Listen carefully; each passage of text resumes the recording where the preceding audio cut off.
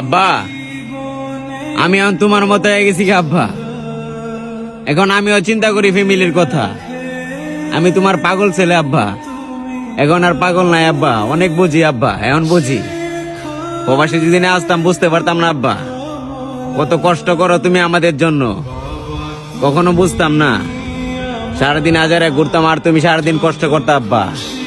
এখন এই প্রবাসের মাটিতে দিন রাত পরিশ্রম করি আব্বা। আমিও তোমার মতো এখন পরিশ্রম ছাড়া কিছু বুঝি না আব্বা। অনেক কষ্ট করছো আব্বা তুমি আমাদের জন্য।